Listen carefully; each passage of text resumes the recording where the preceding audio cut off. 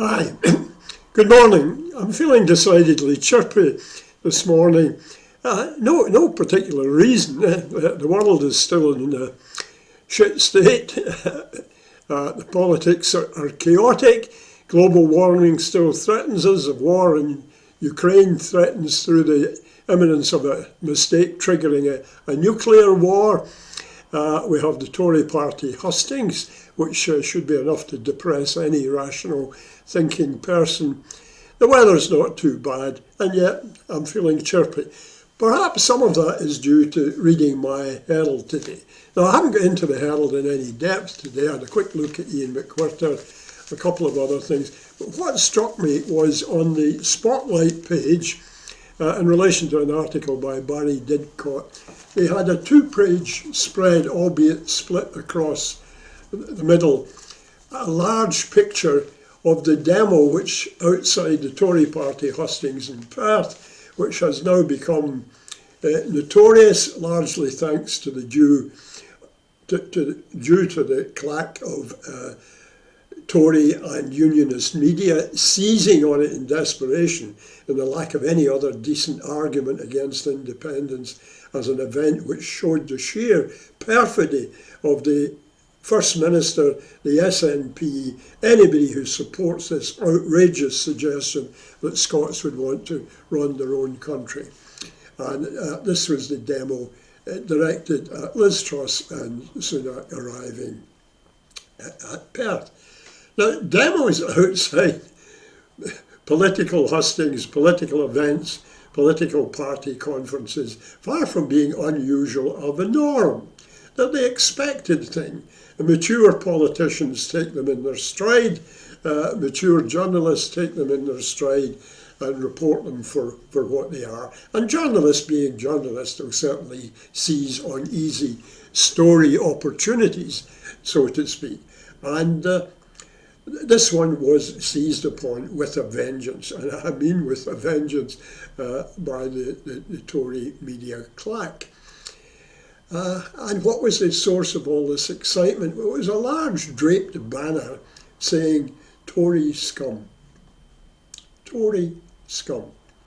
Now, this banner has had outings before, and those of a delicate sensibility might say, well, really, Tory Scum. But we'll come back to that characterisation of the Tories as scum later. It's not one I would have used. I've got a far wider range of invective to offer Tories, and I mean Tory politicians and Tory media. Individual Tories are normally reasonable people who have a different point of view from me. I have them as friends, neighbours, even as relatives. So I do not direct that at the Tories as a political class, although I do question the level of sound information and their adoption of values which seem to me inimical to any sound political state. Let's look at the pictures itself. It has the benefit, this picture, of being very large. It's spread across 2 pages, whereas all the other depictions of it showed on Twitter a fairly small photograph. It was difficult to discern just exactly what the group behind the banner was comprised of. And they were enthusiastic, noisy, but they weren't rowdy. They stayed behind their banner. There's a suggestion they threw an egg, which is a disgraceful waste of food. Perhaps we could manufacture some form of soft, biodegradable, non-edible egg to be thrown, because egg throwing has a distinguished pedigree in politics. I'm looking now at the picture itself, the main part that's available on the right-hand centre page, and looking at what it says on the banners. Now, if I move from left to right, what I can see, something, red banner, up the British state, no to war. Next to it is one being waved, strike to win.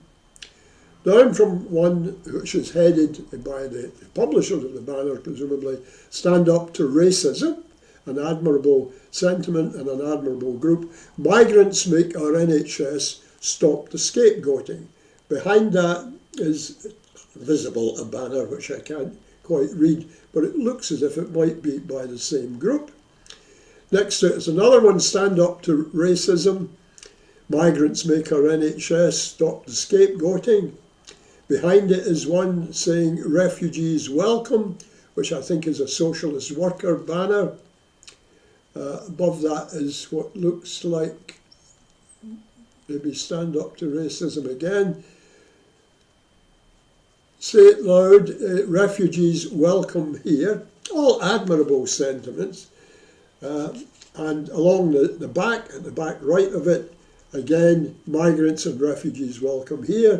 Further down, a sort of lime banner, socialist worker, support the rail workers' strike.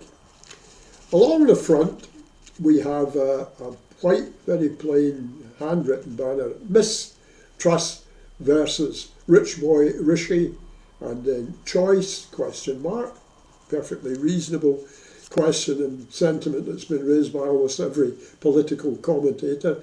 Next to that is a saltire draped, and there's a lady, I'm not quite sure if she's waving or supporting a banner. Next to that is a large double banner with the flag of St George on one side and the saltire on the other side, and a dignified bearded gentleman wearing a t-shirt that I can't quite raise, looking firmly ahead, and it says, English by birth, Scottish by choice. Now, that's a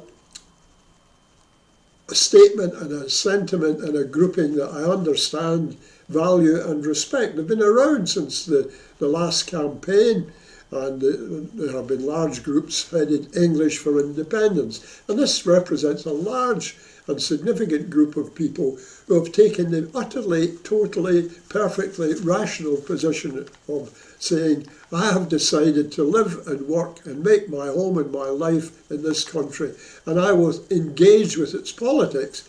And I think it would be a good idea if this country ran its own affairs rather than being part of a dead and ossifying union. So all power to them and the gentleman carrying it.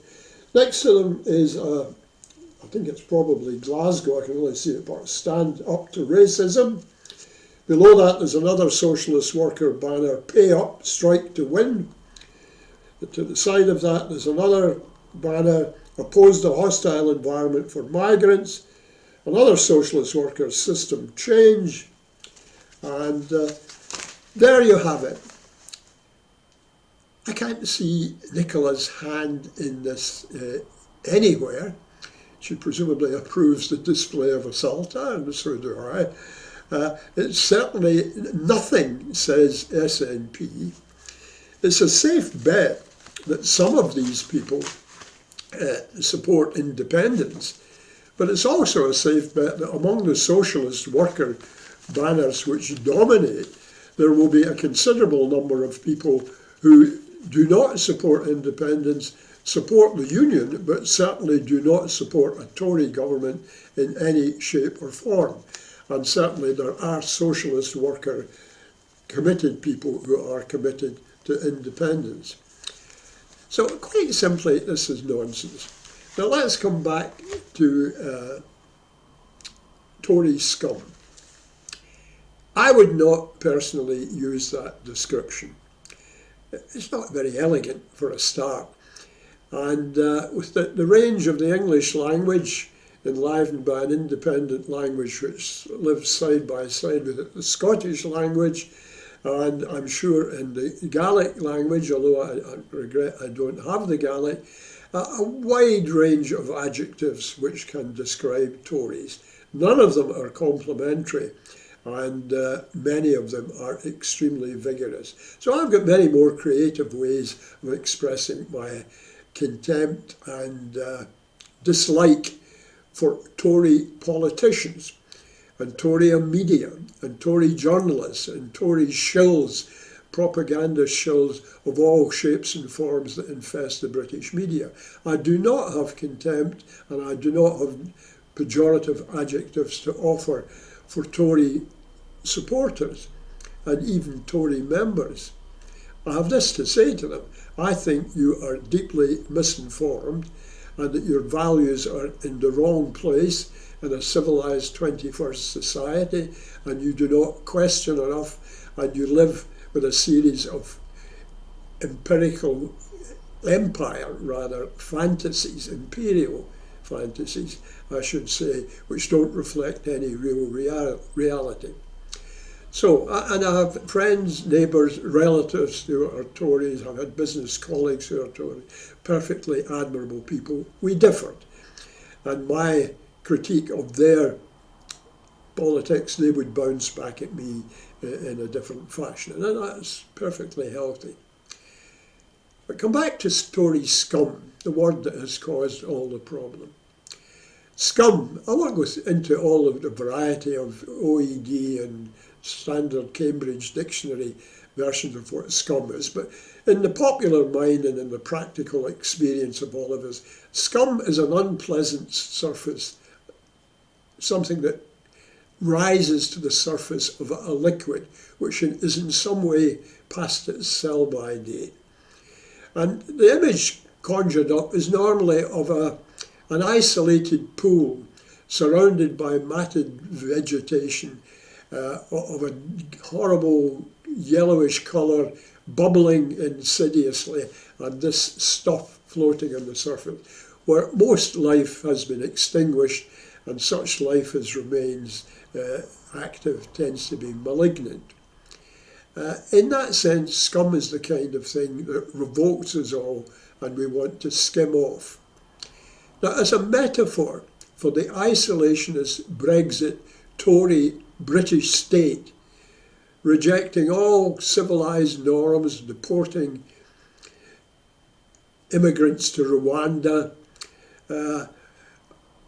ripping off the COVID opportunities to enrich their friends with dodgy deals on protective equipment.